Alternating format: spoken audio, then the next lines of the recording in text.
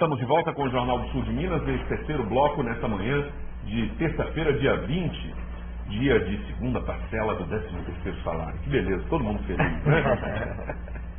Eu vi aqui, não vi um sorriso fechado aqui. Todo mundo com sorriso amplo, até o Adnan, mega empresário aqui, já contando com o seu 13º também. Eu quero só esclarecer um detalhe. No primeiro bloco eu falei do Fair Trade, que é um projeto desenvolvido pelo Sebrae. Ele conta com o apoio do Sebrae, mas ele chegou a Poços de Caldas através da SEDET e através da secretaria representada pela Cibele Benjamin, que desenvolveu todo esse trabalho em parceria com o prefeito, que foi à Europa no mês passado conhecer mais a respeito do Fair Trade e trouxe para Poços de Caldas um consultor que veio nos dar a entrevista. Então é isso aí. Voltando ao assunto, a Adnan tem perguntas aí que eu não deixei de serem feitas no bloco anterior. Eu queria saber, Fábio e Flávio, se para a família ela ia até a policlínica, depois ir para Santa Lúcia, é a melhor forma de tratamento? Isso não gera para a família uma exposição? Eu tenho uma pessoa drogada na família, eu vou para a policlínica, isso não... A pessoa não fica um pouco temerosa em ir porque ela vai ser taxada?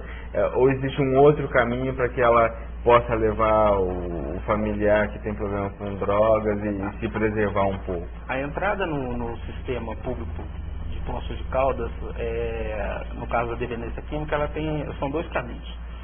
O primeiro seria a procura espontânea, que nós temos o ambulatório de álcool e drogas, que hoje ainda funciona na Praça Francisco Cobar, na rua do Antigo Velório da Santa Casa, e que já está tudo certo para a gente mudar para a Rua Paraíba, num espaço maior. Então eu acredito que aí dentro de 10 dias a gente já esteja nesse espaço. A pessoa vai até lá ou ela liga? Procura espontânea todos os dias, segunda a sexta, das 8 às 2 da tarde. Então ele vai receber o acolhimento, ele já vai ser encaminhado para uma equipe multidisciplinar, e aí a gente tem essa primeira etapa. A segunda etapa são os casos mais críticos, que é o que a gente comentava aqui. São casos de pessoas que estão completamente dopadas, né? São casos de pessoas que chegam completamente com a saúde debilitada, em função não só do uso, mas às vezes de brigas, às vezes de apanhar na rua, às vezes de roubo, de assalto, de vários fatores, e esses casos muitas vezes caem no nosso pronto atendimento, que é o local correto. Então lá ele vai receber os primeiros socorros, a primeira avaliação do médico, para a gente saber qual caminho tomar. Então, normalmente, se o paciente ele quer fazer o tratamento, o mais indicado é ele procurar um ambulatório de álcool e drogas. Logo, logo, o CAPS-AB. E agora, os casos críticos, automaticamente eles chegam na policlínica. E a gente tem casos, assim, estarrecedores realmente, e deve ser avaliado pelo médico do pronto atendimento, que é preparado para isso, para depois ele ser encaminhado para um leito de desintoxicação, de contenção, e aí sim a gente começar a traçar qual a melhor internação para ele. Então o Santa Lúcia é uma das possíveis internações? Uma das possíveis. Nós temos os leitos de psiquiatria no Hospital Santa Lúcia, a gente pensa em implantar alguns leitos de retaguarda no próprio sistema, mas são leitos de retaguarda, para fazer o primeiro atendimento e depois encaminhar para o tipo mais adequado. Eu lembro que nós temos aí clínicas especializadas, comunidades terapêuticas, e é importantíssimo que a nossa equipe faça essa avaliação para saber o tipo de tratamento, para qual clínica que o paciente tem que ir. Tem muitas vezes que você necessita de clínicas que tenham uma estrutura hospitalar, em função da própria saúde do dependente. Então você tem que encaminhar para esse tipo de clínica. Agora tem clínicas que não dependem desse tipo de estrutura e é um tratamento voluntário, então você tem um leque maior. Tá? É importante que a gente sempre faça essa reflexão de que é necessário um corpo médico, um corpo técnico para fazer uma avaliação do melhor tratamento a ser indicado. Nem sempre é o que a família quer, mas nós temos que fazer isso daí. A nossa ideia é cada vez mais acabar com essa palavra exclusão, cada vez mais trazer o tratamento para o âmbito familiar, porque não é só o dependente que é doente, a família toda é doente, ela tem que participar ativamente disso daí.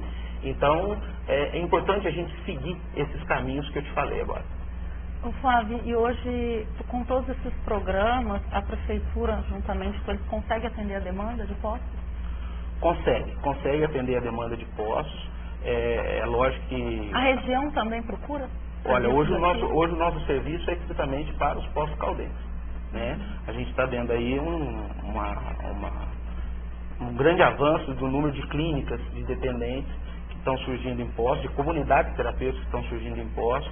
Muitas vezes isso fazem convênios com prefeituras de fora, vêm pessoas de fora para cá, e a gente tem que ter um controle rígido em cima disso, porque senão o município acaba custeando toda a parte de medicamento.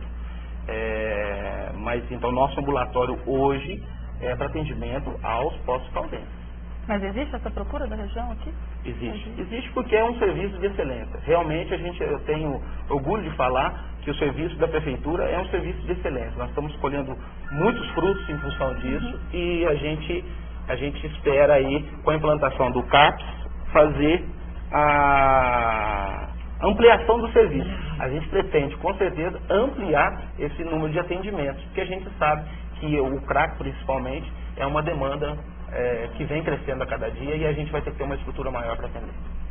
E o pior é que essas porcarias, né, podemos dizer assim, são renováveis, né? Uma hora é uma substância, é o crack, daqui a pouco provavelmente deve aparecer outra, e enfim, a gente tem que estruturar também, procurar estruturar as famílias desde o início para que possa haver um pequeno controle a respeito disso, pelo menos dentro da casa da gente, né? Procurar fazer isso, né? É o que eu estou procurando fazer também. E eu quero, então, pedir para a Carol ler aí. Tem mais uma pergunta aqui. Tem do Adriano, tem Adriano. Então, ele faz pergunta aí, qual é o importante. diagnóstico, Flávio, usado para desintoxicação? O diagnóstico, bom, aí vai da parte médica, né? Eu não sou médico, eu não vou poder precisar, né? Mas ele chegando no pronto atendimento, no caso de desintoxicação, o caminho que ele vai fatalmente seguir é a policlínica, e lá vai ser diagnosticado e aí sim encaminhado para o serviço correto. Ok. Eu recebi algumas outras perguntas que não dizem respeito ao assunto que a gente está abordando aqui hoje. Essas perguntas eu deixo aqui comigo guardadas, e quando nós tivermos alguém com a competência para respondê-las, a gente prontamente faz as perguntas. Recebi perguntas da circular e perguntas também a respeito de trânsito, então a gente faz ao secretário de sua competência, que o Flávio está na área da saúde. E nos portais aqui de hoje, então, ontem, né, foi a posse da nova ministra do Supremo Tribunal Federal, a Rosa Weber, e a Dilma não apareceu na posse dela como havia previsto. Também a promotoria denuncia todos os políticos de Lavras aqui em Minas Gerais por desvio de verbas. Segundo a ação, a prefeita Jussara de Oliveira, o vice Casimiro da Silva e os 10 vereadores da cidade deram prejuízo de mais de 500 mil ao município. E a última de hoje, aqui também a Comissão de Constituição e de Justiça vota amanhã um projeto que corta 150 milhões de gastos do Senado. A reforma administrativa prevê redução de 48 milhões com terceirizados. A proposta é feita pela FGV após crise dos atos secretos, e ela elimina as diretorias. São as principais de hoje na internet. Flávio, eu quero agradecer a sua participação, a sua presença nessa edição do Jornal do Sul de Minas. Valeu. Eu que agradeço, a gente está sempre disposto aí a contribuir para a nossa cidade, para esclarecer todas as dúvidas. Queria frisar mais uma vez, o município vem se preparando já ao longo de tempos para poder proporcionar um atendimento digno, um atendimento eficaz ao dependente químico, como em diversas áreas da nossa secretaria. E desde que chegamos na Secretaria de Saúde, a gente tem focado bastante a parte de saúde mental. Não é à toa que estamos sendo contemplados aí com o CAPS AD. O nosso CAPS Saúde Mental provavelmente conseguiremos habilitação, e tem o CAPS I também, que está em implantação do antigo SEMADA, que vai fazer o atendimento infantil. Então posso estar muito preocupado, sim, em fazer o bom atendimento de uma maneira geral a todas as patologias hoje envolvidas na saúde mental. E a gente fica à disposição para qualquer outro esclarecimento. E obrigado pela participação. Tá bom, Flávio, valeu.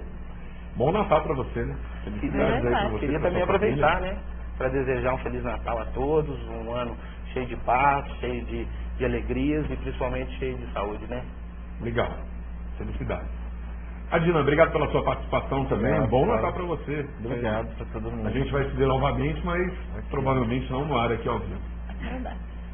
Obrigado. Muito obrigado, bom dia. A gente volta amanhã. Amanhã. Ao vivo, hoje tem reprise do jornal. Eu te vejo às 4 horas da tarde e amanhã a gente vai ver no Jornal do Sul de Eu vou Minas. falar boa noite. Pois também. é, boa noite, né, pra quem tá aí na Falei bom reprise, dia, sem boa dúvida, noite. Edna.